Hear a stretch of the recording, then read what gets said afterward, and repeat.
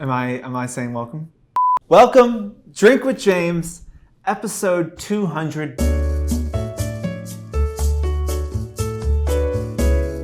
First, everyone, obviously we're doing a little different format today. Be that it is our 200th episode, we thought it'd be fun for Tim to kind of turn the table and have Tim interview me. This is the moment everybody has been waiting for. I know we have made it over 200 episodes. Well, not over, but we've made it to 200 episodes. That is, how long have we been doing this? I'd say like 4.5 years. Jesus, really? Wow. Can you believe that? No, 4.5 years almost. Really? How long have you worked here? Also, I'm mic'd up for this one. Just spoiler alert. Yeah. Coming in hot. I know we started, I think, late March or early April of 2016. Yeah. Well, look, I mean, for those of you who, haven't watched every single episode, first of all, shame on you. You should always just start from one and binge. I don't repeat myself once. It is all original content the whole way through. It's not totally true. But this was Tim. I know that this was your idea to do a show, right? Yeah, it was my idea. I remember when I pitched it to you. Yeah. We were on a subway. We were going to. You're like, have you ever been to a sales meeting for us? And I was like, no. He's like, cool. We're going to the sales meeting, and we went to the sales meeting. We were taking the train up, and we were talking about it. And I was like, I think we should do this. And then you're like, well, I won't. I think you should do the show where you answer 3 questions about influencer marketing, and you're like, cool, I could be into that, but I have to drink while I do it. And I think we shot the first one, a day or 2 after that. Yeah, and it's funny. Obviously, I would have never thought that we'd still be doing it 4.5 years later. But I talk about like product market fit a lot, right? And we had tried a number of things in marketing. The company was probably, if that was 4 years ago, the company was probably 2 or 3 years old probably at that point. And we were just getting big enough where like we were starting to try to do some marketing things, right? We had this thing called the Quitters Club where we would like interview people when they quit their jobs, and we made these sweatshirts. There's a bunch of little things that we did, and like they never really took off, right? Like people thought they were cute, or like, it did okay for a little bit, and then interest fell off. But it was funny because that first episode, I remember we sent the email out about it, and I got like 10 emails back right away being like, this is awesome, you should keep doing this. And I think that like, it was so clear that there was some need for this kind of thing in the space. There was really, at that time, there was no podcasts about influencer marketing. There was really no education about it. But it's been a wild ride. Yeah. And do you think that I mean, I probably know the answer. You already alluded to it. But like, there's no way we thought we were ever going to get to 200. You remember when we hit 100, James? Not really. I remember like it was yesterday. Not really. I don't remember it that well, but I do know that we rented a white tuxedo jacket for you. We put gold streamers behind you. We somehow sourced you a crown. Yes. And you drank champagne out of a coupe. Yes. During that episode. I do remember that. And it's funny. I mean, even back then, it was very much a YouTube show, and now I think maybe 20% of our consumption is on YouTube. It's funny just how much the world has changed in that time, and podcasts, which were a thing.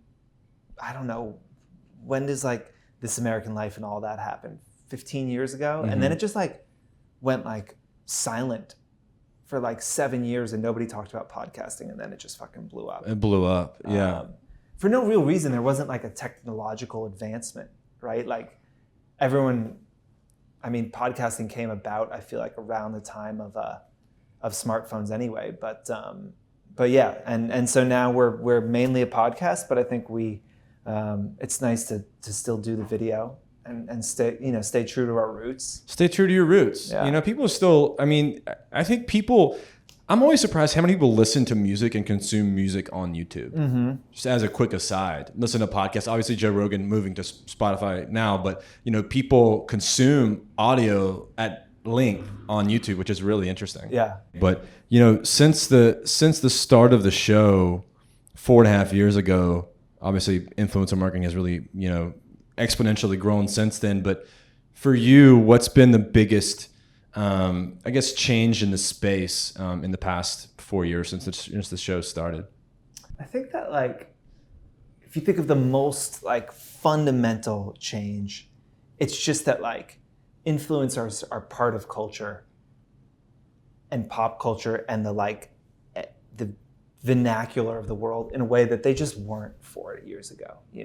There's still definitely people 4.5 years ago, 4 years ago that I would say, oh, we do influencer marketing, and they would just have no idea what that is. And there's obviously still people that don't know what that is. Sure. But that's, I think, the biggest change is just how important influencers have become in culture. Certainly. And what's really interesting, and this is kind of been a through line throughout the show, we kind of joked about it from the very beginning, is are we going to have enough questions to or new questions that keep these coming in? But what was really interesting is we found that the same questions were coming in, but just because the times were changing, the answers were different. Yeah.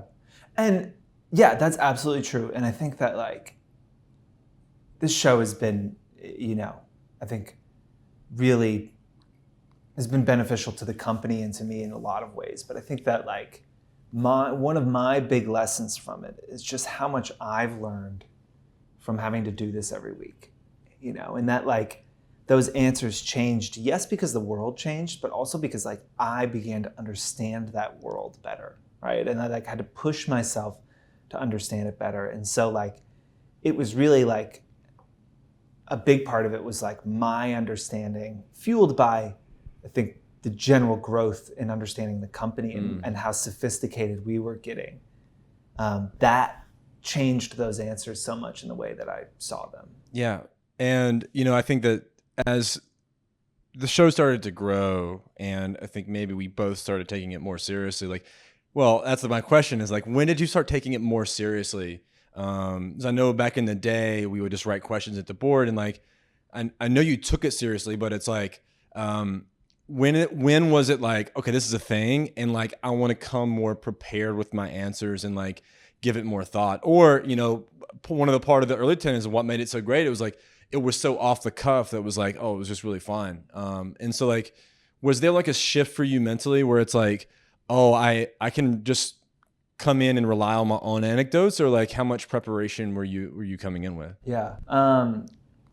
Honestly, it's something I grapple with because I don't prepare. Yeah. I think that we always wrote the questions on the board. Maybe 6 months ago, I started seeing the questions a couple days in advance, but a lot of times the questions we think we're going to answer, I end up not wanting to answer the day of. I can be kind of mercurial and That's news to me, James. I never once gathered that. Some days I'm just yeah, I'm not doing this today. Yeah, I don't prepare, and I think that I go back and forth on that, and I'm reading or listening to this book on Winston Churchill right now, and obviously one of the great orators of history, right? And Certainly. he has so many quotes, right? He's so quotable, but that is because literally everything he said, he wrote down. He was meticulous in that, right? And sometimes I think, should I be doing that? Would this show be better if I stepped back and took those questions and really wrote out what I was going to say? But sometimes it's if it ain't broke, don't fix it. I think that what's different now is we have a support system. We have a team that helps get those questions and allows me to say, oh, can you do a little more research in that? Or can you pull me examples? Or can you get some data to support that? That I think has been really helpful. But I've tried to keep it still pretty off the cuff, and I definitely don't know what I'm going to say before I say it. But I think that this has been my life for 12 years now, putting shit onto the internet and talking about that and being in this space. And so I think I should be able to, just talk about it. For sure. You know, I shouldn't really need to prepare. And I think that is what's kept the show kind of interesting and hopefully, and honestly, at this point, I don't have time. Like, I just wouldn't have time to plan it and to write it out and to be more meticulous, because, you know, when the office is up and humming, you know, we've got 45 minutes, an hour set aside for Drink with James every week. That's it. You know, other than that, my day is like totally full. So there's really just like, it's not possible. Either. Sure. Yeah. You may not have an answer to this, but is there a favorite moment or like a moment that sticks out in your mind more than any other when maybe you reflect on the past 200 episodes? There's no one moment. I think that, you know, it is never not impactful when someone comes up to you and says that, like, you know, something you've done, something you've said, a piece of advice has benefited them, you know. And, you know, to hear that, I think that is always a bit of a thrill, you know, because I don't, you know, this isn't my job. Like, and I'm not, a lot of times, like, I don't think I do a good job, like, getting high on my own supply per se. And that, like, I don't take my own advice when it comes to the content we put out, right? Like, I don't do a good job reading the comments on the YouTubes. I've actually never watched an episode, but that's more because I don't like to listen to myself talk. But I don't do the things an influencer would do if they had a podcast or something. I don't do a great job promoting it. I don't do a great job engaging with people about it. And so sometimes it doesn't feel real, right? It's just like, I sit in this room, I record something. I know my mom watches it every Monday morning because she posts something about it. But at this point, you know, the show's been going on long enough that it's not like, you know, hundreds of people are tagging us when an episode comes out, right? Like, and so you start to detach from the actual effect of it and the reason we're doing it, right? Like, is there some marketing benefit to doing Drink with James for 4? Absolutely. Like, the show has definitely made us money. That's not a question. Has it made enough money to justify the hundreds and hundreds of hours we've spent on it? Like, probably over 1,000 hours with editing and everything? Maybe not. So, like, the value is in that. It is about, like, helping people, and when you know, when someone comes up and says that, you know, they're making more money, or they quit their job, or just that they, you know, feel inspired again to, like, you know, put their head down and go to work, that's pretty cool if you get to do that, you know? Yeah, for sure. You know, I think in the early days, we had a lot more guests on the show, and we've kind of waned in that in the last 50 or so episodes. It's crazy to say that. But we've had some memorable guests on the show. For you, I mean, is there anyone who's been maybe your favorite or top couple favorite guests on the show for whatever reason? I mean, I talk about Jamie Beck all the time, and she's probably been my favorite guest. Not probably, she has been, but obviously Jamie's been a friend for over 10 years. And she lives in France, and I just don't get to see her much. So, like, honestly, those times are nice to just be able to catch up with her. But I also think that, you know, her brain works different than mine. And then a lot of people's, right? Like, she's an artist, and so she sees this world so differently. And so I think I've really enjoyed hearing her talk about this stuff, because the advice she would give is probably very different than the advice I would give, because, like, we literally just don't see the world in the same way. The things we want out of life, all of that is, like, very, very different. The way we live our lives is different. You know, and so I think, you know, where we've sometimes struggled to find guests is that, like, I want a contrarian voice. Like, that is what's interesting, right? When somebody that you're interviewing sees the world in a different way than you do. Like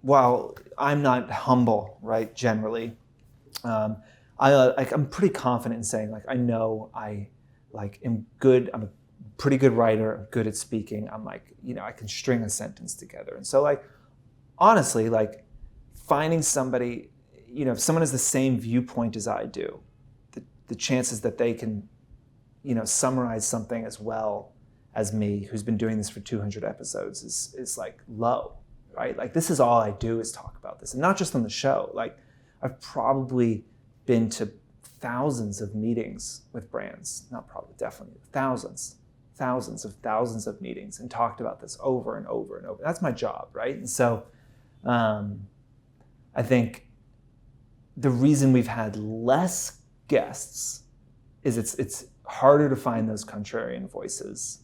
And it's hard sometimes to find people that are thinking about the business side of this as intensely as we are here. We've got 38 people or whatever all working on this, and like, this show is like a conduit for all of those insights. So a person who has hundreds of thousands of followers, probably isn't going to have the same level of insight into how that happened, why it happened, how they became successful as we would. What are your thoughts when we kind of reflect back on this time? It's just like, I just feel lucky. Like, I feel lucky I really enjoy doing it, and even as my life has gotten increasingly full and it's getting increasingly difficult to fit it in, I've really gotten so much enjoyment from it. And like, even if nobody really watched it, I enjoy doing it. And so I just feel like fortunate that we get to do this. I feel fortunate that we have a platform, to be able to talk about the things that I'm like so passionate about. Like, I love this stuff. I love this industry. I love watching all of these influencers kind of grow up and like take control of their lives and quit their jobs, and some who are just starting out, that's still their dream, and there's always new people coming in. There's always new people that want to learn, and it's just I think it's a gift. I think anyone with a platform should look at it that way and say, like, how lucky are you that we have 100,000 people on the platform, and I wish 100,000 people listen to this show every week. They don't, bastards. But what a crazy thing to be able to talk to that many people, Yeah. We published an Instagram post yesterday about a shift in the company, which we'll talk more about in the coming weeks. The response was huge, and that response comes because we've been able to invest in the community. And I think that, like, investing in building a community always pays off, Yeah. And I feel lucky that you pushed me to do it. I feel lucky that we've been able to do it, and that it's been able to help the company. I mean, there were definitely conversations early on the first year in board meetings that was like, this seems like a waste of your time. Like, it was a thing that came up often, and like, that I sometimes got shit for doing it, because it, like any influencer creator knows, like, putting yourself out there opens you up to vulnerabilities, right? And like, we were putting me out there as like a thought leader, and I definitely got like poked fun at and seriously questioned by people internally at the company and investors if this was a good use of time, And I think that I feel fortunate that it's proven to be. I think that, if you, and this is like why we always are encouraging people to just do things, because if we didn't do Drink with James, we don't do For You, we don't do the conferences, and we don't have education as an enormous part of our brand. Look, if we don't do Drink with James, I don't get called out by Valerie.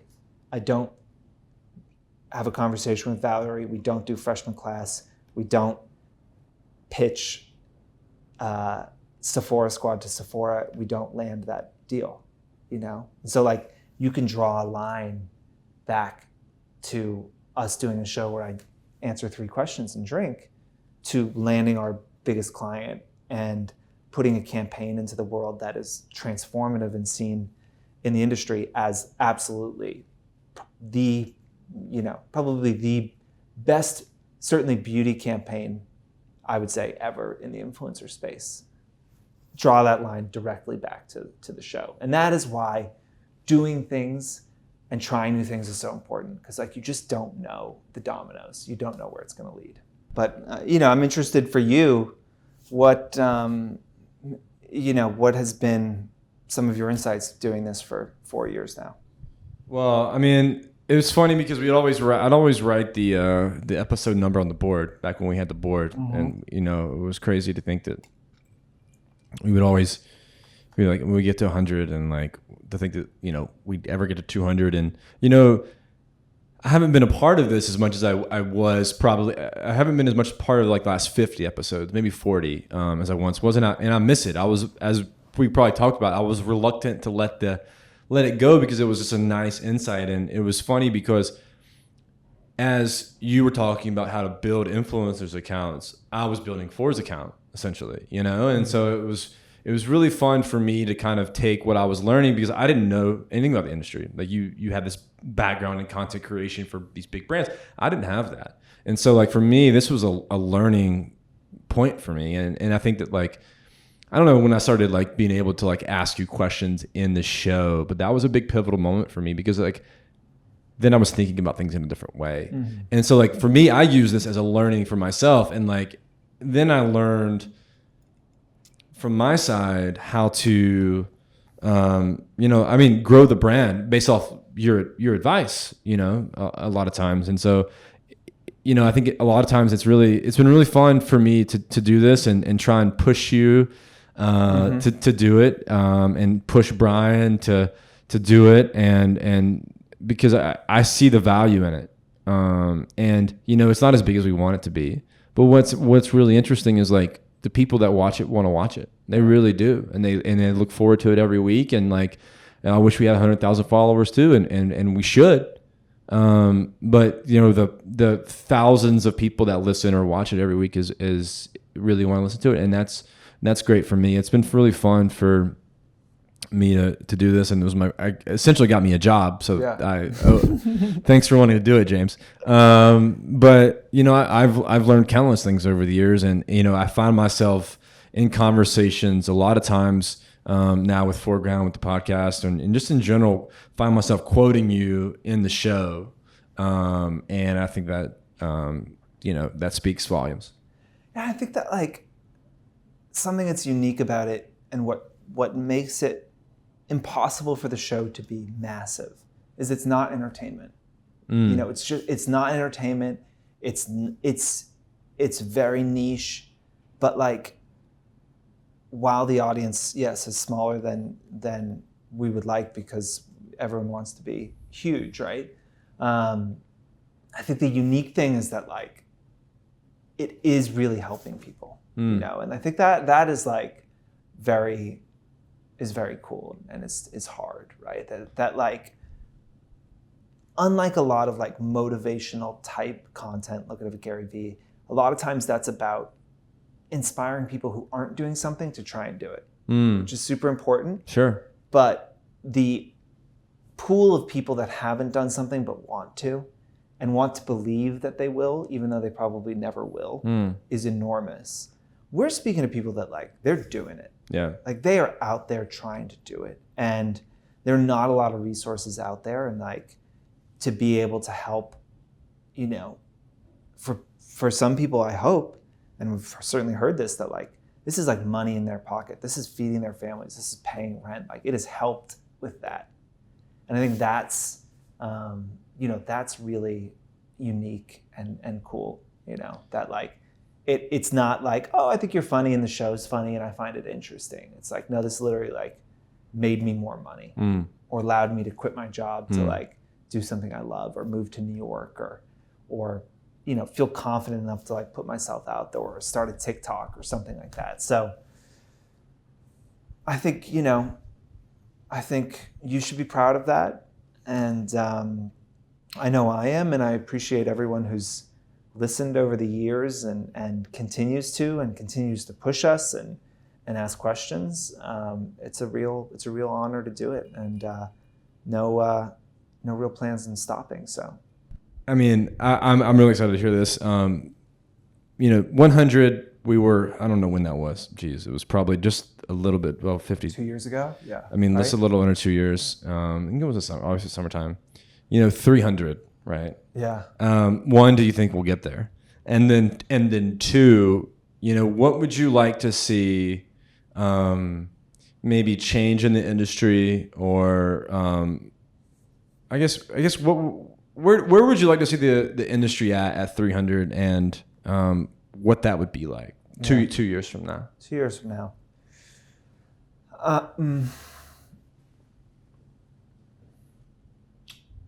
Hopefully we're out of quarantine by then. Yeah, hopefully there's a vaccine. I think 2 years from now, you know, what I'd like to see it grow. I'd like to see influencers only become a more important part of the space. I'd like to see some of the things that aren't great about it that we're addressing with like ambassador marketing change. It become less transactional, all of that. But I think more importantly, like what will happen is that like the generational shift hasn't happened yet. Like the influencers who are at the top of the industry largely are still the people who started 10 years ago, who started fashion and beauty blogs 10 years ago, you know? And there's been individual players that have spiked up, you know, and there's like people who have gotten mega famous, and I would say that like, you know, the James Charleses of the world aren't influencers, they're just celebrities now. So it's a little different, but you know, the people who are 22, 23, 24, 25, you know, who aren't, you know, as far as money goes, aren't making as much money as their 35-year-old counterpoints. I think that like that generational shift is gonna happen, where like we could see, you know, some influencers. Well, we're just gonna see new faces come in a much bigger way. TikTok is gonna speed that along as that takes a bite out of what Instagram is doing. I think Instagram's about to launch their TikTok competitor. You know, yet to be seen if they can. It's not going to be like Insta Stories was for Snapchat. There's no way. You know, it's not going to just kill it instantly like that did. So Instagram's got a fucking hell of a fight on their hands for the next few years. Yeah. That's good for the space. You know, that just makes things more interesting. Forces Instagram to move faster. Forces TikTok to move faster, and always there's room for something else. But yeah, there's, you know, as this becomes established, it becomes more competitive, and I think that like we are going to start. I'd say the average age of people we work with is probably, you know, 28 to 30. I think that will probably stay pretty consistent. So like, who's the new crop? Who's the next thing? Who are the next big people that we're working with? And can the influencers who we love and who we work with now, can stay relevant?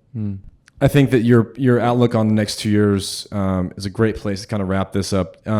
Any parting words on Drink with James 200 as we exit after an hour of conversation? We appreciate you listening to this. I would say, you know, if you're still listening, I've already said thank you, so I'm not going to thank you again. I'm not kissing your ass that much. I would say, you know, if there's something you're thinking about doing, just do it. Again, like I talked about how impactful, how long the like the fingers of this show are as far as the company goes and our path, and the reason to start something isn't necessarily what you're going to get out of starting it, but like where it's going to lead you, and then where that's going to lead you, and then where that's going to leave you. And so if you are thinking about starting something, but you have been afraid to, or you aren't sure that it's going to work or whatever, if I could impart anything on you, I would say just do it, because it will lead you somewhere, and that place will be valuable regardless of the success or failure of that thing. And I think Drink with James has taught me that, and has made me more willing to try things and put myself out there. And so I hope it can inspire you guys to do the same. And thank you, Tim, for your many years of service, and I look forward to many more bottles, honestly, of whiskey and Negronis, and to talking to you guys every week. So cheers.